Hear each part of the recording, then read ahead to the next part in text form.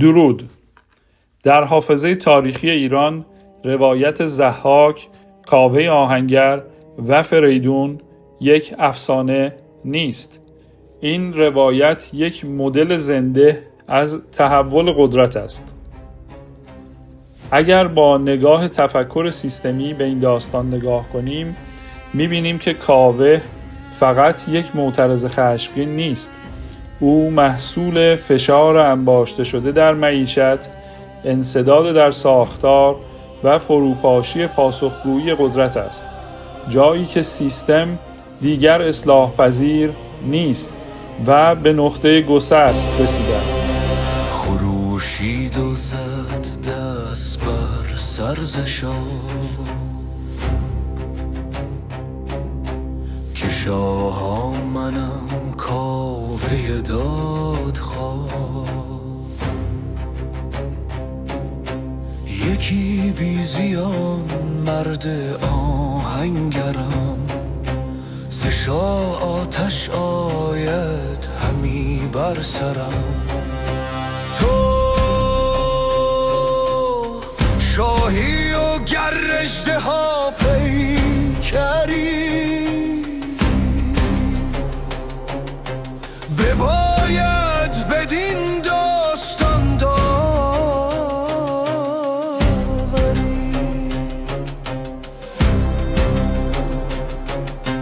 که گر هفت کشور به شاهی تو راست، چرا رنج و سختی همه بهر ماست.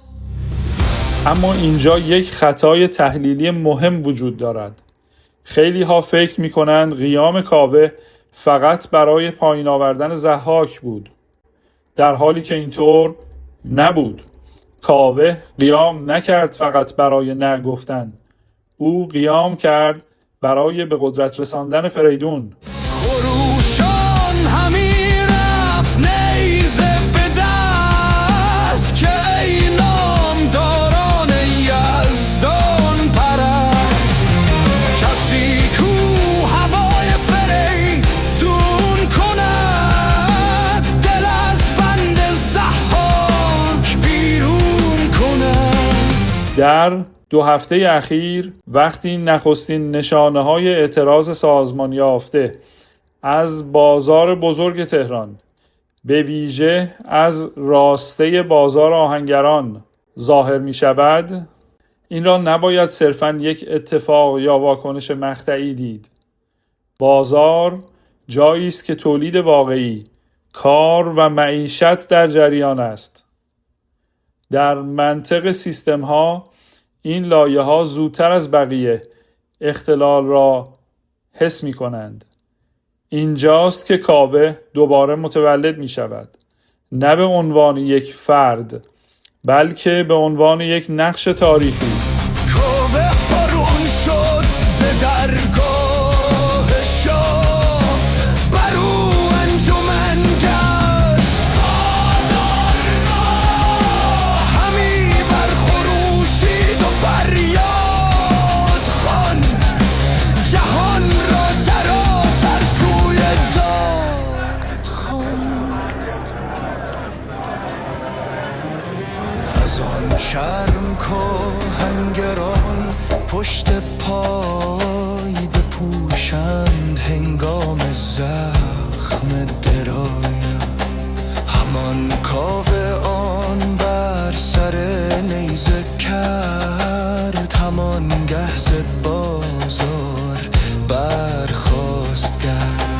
بپویید کین مهتر اهریمن است، جهان آفرین را به دل دشمن است. اما تجربه تاریخ ایران یک پیام شفاف دارد. کاوه بدون فریدون به رهایی پایدار نمی رسد. نفی ضحاک لازم است، اما کافی نیست. بدان بی بها ناسزاوار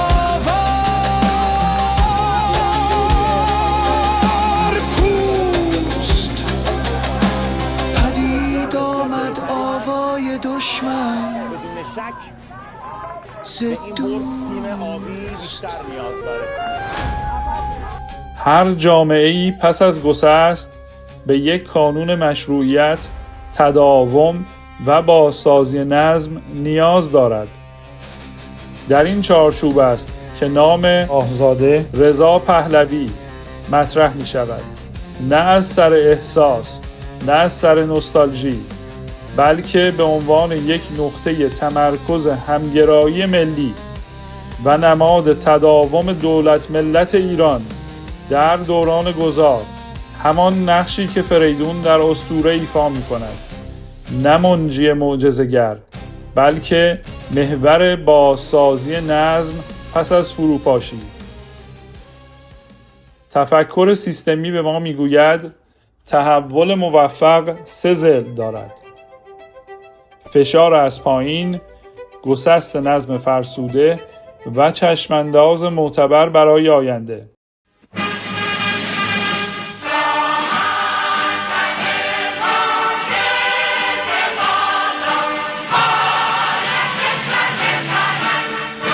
ایران امروز دوباره در همین نقطه ایستاده است و تاریخ نه برای تکرار بلکه برای فهم آینده به ما چشمک می‌زند. پاینده ایران، جاوید شاه.